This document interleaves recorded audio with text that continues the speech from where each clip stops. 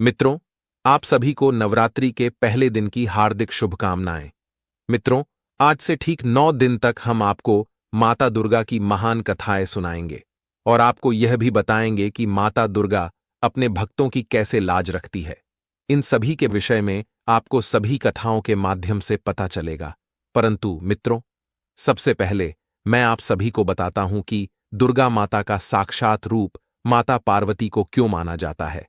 इसलिए हम आज की इस कथा में माता पार्वती के जन्म की कथा सुनेंगे और अंत में माता अपने भक्तों को कैसे बचाती है, इस विषय की भी आपको गहन जानकारी मिलेगी। तो मित्रों, चलिए कथा का आरंभ करते हैं।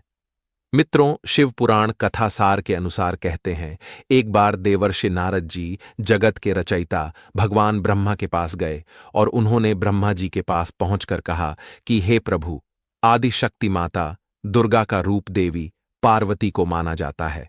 तो मुझे इस विषय में आपसे जानना था कि प्रभु माता पार्वती का जन्म कैसे हुआ।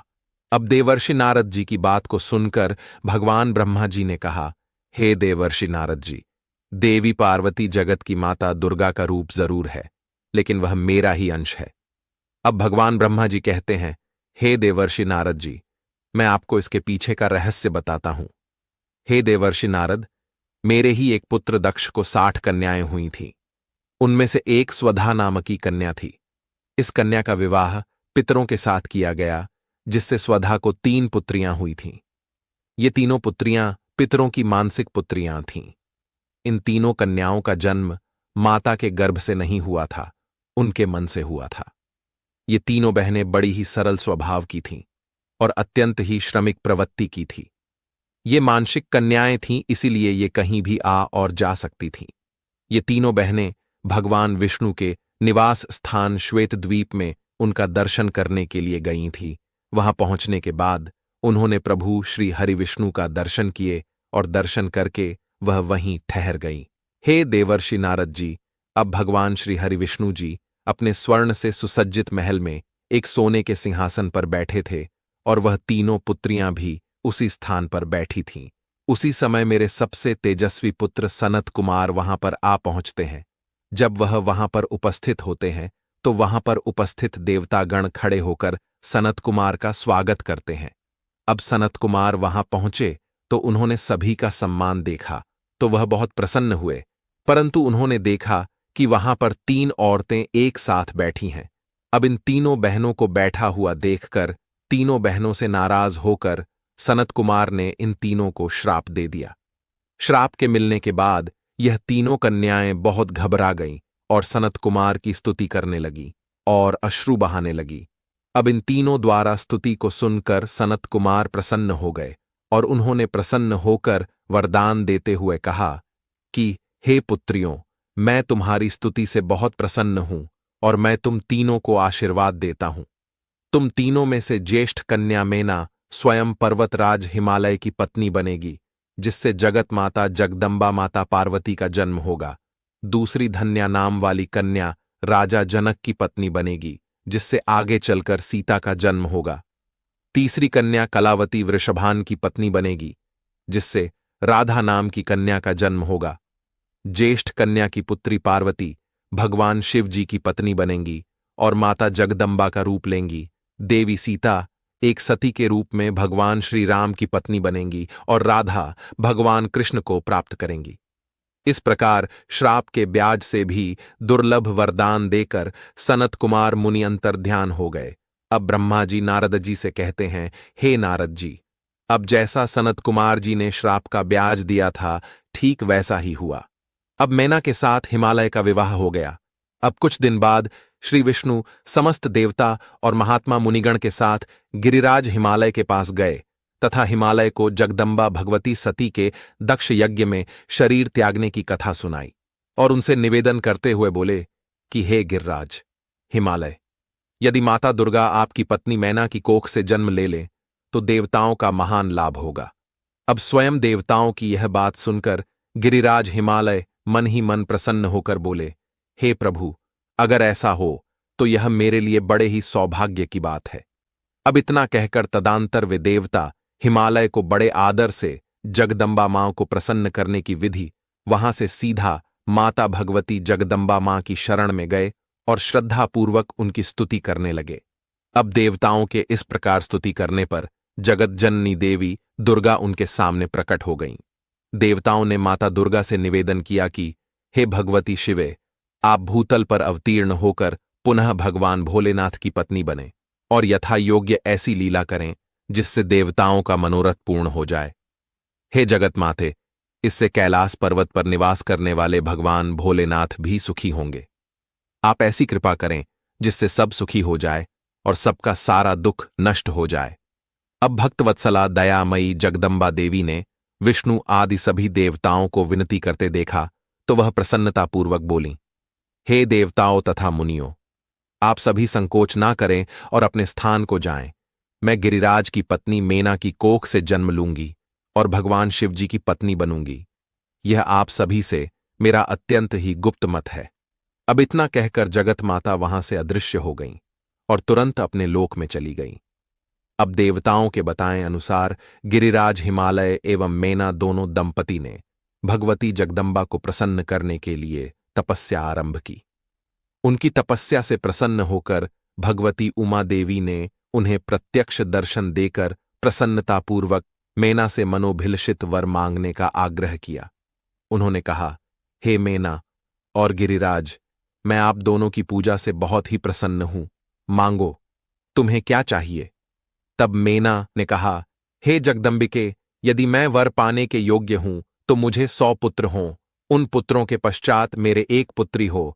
हे शिवे, आप ही देवताओं का कार्य सिद्ध करने के लिए मेरी पुत्री बनकर जन्म ले तथा भगवान शिव की पत्नी बने और तदनुसार लीला करें।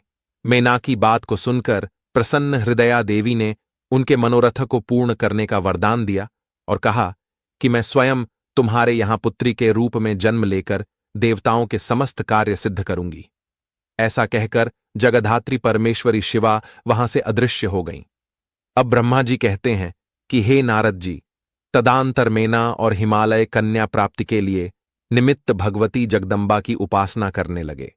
कुछ समय बाद भगवती जगदम्बा ने जन्म लेकर मेना के समक्ष अपने स्वरूप में प्रकट हो गईं। उसी क्षण विष्णु आदि सब देवता वहां आए और माता जगदम्बा का दर्शन कर उन्होंने उनका स्तवन किया। जब देवता लोग स्तुति करके चले गए तो देवी के उस दिव्य रूप का दर्शन करके मैना को ज्ञान प्राप्त हो गया। मैना ने प्रार्थना की कि हे महेश्वरी, आप कृपा करें, इसी रूप में मेरे ध्यान में स्थित हो जाएं, साथ ही मेरी पुत्री के अनुरूप प्रत्यक्ष दर्शनीय रूप धारण करें। अब ब्रह्मा जी कहते हैं, हे नारद, मेना के समक्ष वह कन्या लौकिक गति का आश्रय लेकर रोने लगी। उसका मनोहर रुदन सुनकर सब लोग प्रसन्न होकर उसके पास पहुंच गए और सभी बहुत खुश हो गए। अब हिमालय के गुरु ने जगत माता का नाम पार्वती रखा। माता पार्वती दिनों दिन आनंदपूर्वक बढ़ने लगीं। तो मित्रों और मेरी प्यारी माताओं और बहनों, यही थी माता जगदम्बा के अवतरण की कथा। माताओं और बहनों, इसके आगे की कथा अगले वीडियो में आपको सुनने को मिलेगी कि इसके बाद माता ने कैसे लोगों का कल्याण किया। अब मैं आप सभी को माता दुर्गा कैसे अपने भक्तों की रक्षा करती है उस विषय में निहित एक अलौकिक एक कथा को सुनाता हूं कि माता ने कैसे अपने भक्तों का कल्याण किया। अब चलो हम इस कल्याणकारी कथा को सुनते हैं। मित्रों, एक समय की बात है, किसी नगर में एक सेठ के घर पर एक बहुत सुंदर कन्या पैदा हुई थी। वह कन्या इतनी बड़ी रूपवती थी कि उसके समान दूसरी कोई और स्त्री नहीं थी। अब उस सेठ की पुत्री धीरे धीरे बड़ी होने लगी। बड़ी होने के साथ ही वह कन्या माता दुर्गा की अनन्य भक्त थी। वह रोज माता दुर्गा की पूजा और प्रतिष्ठा किया करती थी। उसके पिता भी अपनी पुत्री को माता दुर्गा की भक्ति करते देख बहुत ही प्रसन्न होते थे। अब तो उसके रूप और यवन के साथ साथ चेहरे पर और भी निखार आने लगा। धीरे धीरे वह कन्या युवा अवस्था को प्राप्त हुई और धीरे धीरे विवाह के योग्य हो गई। तब एक दिन सेठ के मन में ख्याल आता है कि अब मैं अपनी पुत्री का विवाह करूंगा, परंतु मेरी पुत्री इतनी सुंदर और संस्कारी है, इसलिए मैं अपनी पुत्री का विवाह किसी राजा महाराजा से करना चाहता हूं। मित्रों, अब यही विचार करके सेठ उस नगर से बाहर एक बाबा के पास जाता है। वह बाबा बड़ा ही तपस्वी था। अब वह सेठ उस बाबा के पास पहुंचकर वह अपने मन की इच्छाओं को बताता हुआ कहता है कि हे बाबा, मेरी कन्या बड़ी ही रूपवती है, इसलिए मैं अपनी रूपवती कन्या का विवाह किसी राजकुमार के साथ करना चाहता हूं। हे प्रभु, जरा आप अपने तपोबल से देखकर बताओ कि हमारी बेटी का विवाह किसके साथ होगा।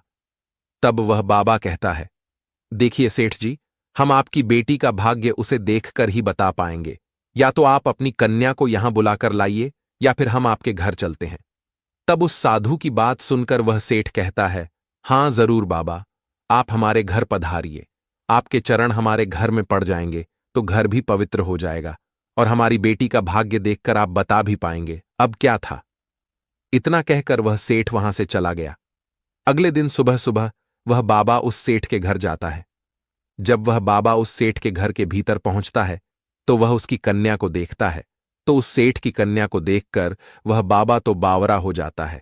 अब जिसे कन्या का भाग्य बताना था, अब तो वह कुछ और ही सोचने लगता है। उस सेठ की कन्या को जब उसने देखा तो वह इसलिए मुग्ध हो गया कि उस सेठ की कन्या इतनी सुंदर थी कि वह बाबा ही उस पर आसक्त हो गया।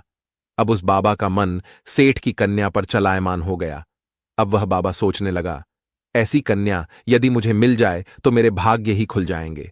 अब मैं ऐसा कोई जतन करूंगा जिससे यह लड़की मुझे मिल जाए। अब यही सोच करके वो मुनि बाबा एकदम से कहने लगता है, राम राम राम, ऐसा अनर्थ कैसे हो सकता है। तब सेठ में पूछा, बाबा आप ऐसा क्यों बोल रहे हैं, इसका क्या कारण है। तब वह बाबा सेठ को एक अकेले कमरे में ले गया और एकांत में ले जाकर समझाता है कि तुम्हारी कन्या की मस्तक रेखाओं को देखकर हमें रोना आ रहा है, क्योंकि इन रेखाओं का यह फल है कि यह कन्या तुम्हारे कुल का नाश कर देगी और जिस घर में जाएगी उस घर को भी ले डूबेगी।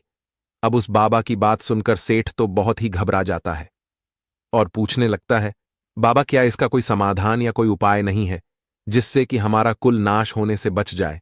तब वह बाबा कहता है, इसका एक ही उपाय है, तुम अपनी कन्या को एक संदूक में बंद करके उसे जंगल में फेंकवा दो, तब तो तुम बच जाओगे, वरना थोड़े ही दिनों में तुम्हारा घर बर्बाद हो जाएगा, तुम कंगाल हो जाओगे। अब वह बाबा उस सेठ को ऐसी बात बताकर वह बाबा तो अपने ठिकाने की ओर चला जाता है। उधर उस सेठ से बाबा ने जैसा बताया था उसने वैसा ही किया। उसने अपनी कन्या को एक बड़े से संदूक में अच्छे से बंद कर दिया और जैसे ही शाम का समय होता है तो वह अपने दिल पर पत्थर रखकर अपनी पुत्री को एक जंगल में फेंक देता है। उस बाबा ने ऐसा इसलिए करवाया था क्योंकि उसने सोचा कि जैसे ही सेठ अपनी कन्या को संदूक में बंद करके जंगल में फेंक देगा तो मैं उसे निकाल लूंगा और उस लड़की को मैं अपनी स्त्री बना लूंगा। यही सोचकर अब उस बाबा ने अपने 4 चेलों से कहा कि आज की रात तुम्हें एक काम करना है। आज तुमको जंगल में एक संदूक मिलेगा, तुम चुपचाप उस संदूक को उठाकर मेरे पास ले आना। तब चेलाओं ने कहा, ठीक है गुरुजी, आप जैसा कहेंगे हम वैसा ही करेंगे। अब तो साधु के चेले जंगल की ओर निकल पड़े। उधर क्या होता है, जैसे ही उस संदूक को जंगल में फेंककर वह सेठ चला जाता है, उसी के कुछ समय बाद वहां पर एक तेज प्रकाश प्रज्वलित होता है और साक्षात माता दुर्गा वहां पर प्रकट होती है और अपनी शक्ति से उस सेठ की पुत्री को उस संदूक से बाहर निकाल लेती है और उसे आशीर्वाद देती हुई कहती है, हे पुत्री, मैं तुम्हारी भक्ति से बहुत प्रसन्न हूं और मैं तुमको आशीर्वाद देती हूं। तुम एक राजा के घर की बहू बनोगी और जिस अत्याचारी की वजह से तुम्हारे साथ ऐसा बर्ताव किया गया है उसकी एक स्वर के द्वारा मृत्यु हो जाएगी। अब इतना आशीर्वाद देकर वह माता फिर से उस सेठ की लड़की को उसी संदूक में बंद करके वहां से अंतर्ध्यान हो जाती है। अब कुछ समय के पश्चात एक राजकुमार शिकार खेलने के लिए उसी जंगल की ओर आ जाता है। तभी राजकुमार की नजर अचानक से ही उस संदूक पर पड़ जाती है। अब उस राजकुमार ने झटपट अपने सिपाहियों से कहकर राजकुमार ने उस संदूक को खुलवाया। तब उसने देखा कि उसमें एक बहुत ही सुंदर अप्सरा सी राजकुमारी बैठी थी।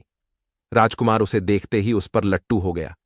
राजकुमार ने उसे अपनी पत्नी बनाने का निश्चय कर लिया और उस संदूक में एक जंगली सूअर पकड़कर बंद कर दिया और उसके ऊपर दीपक जलाकर रख दिया।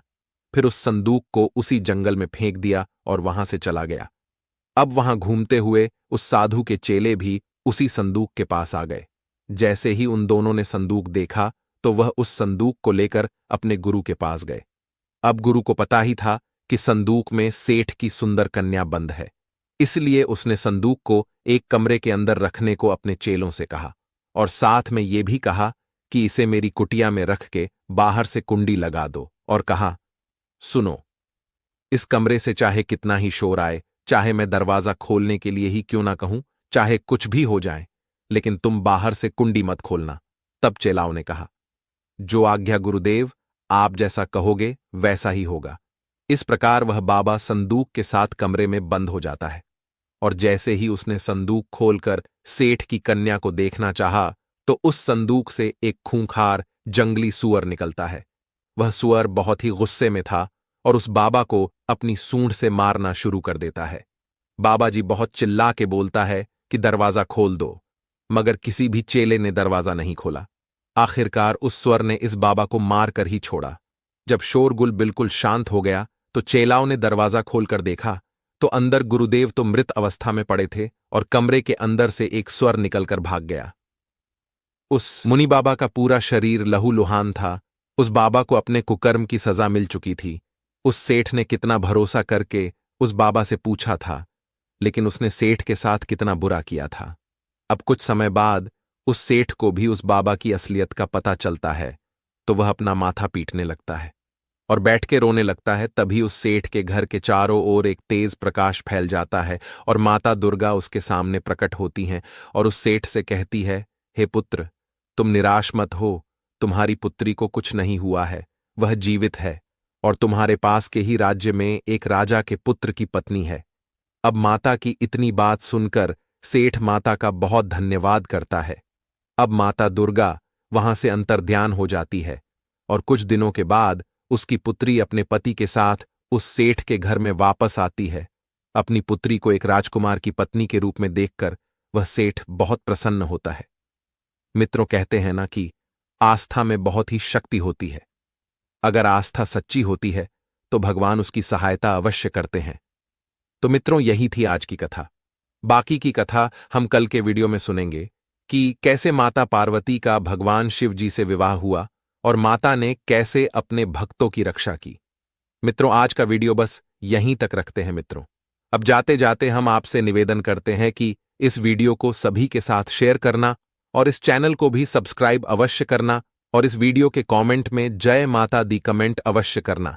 बाकी मित्रों, इस वीडियो को यहां तक देखने के लिए आप सभी का दिल से धन्यवाद।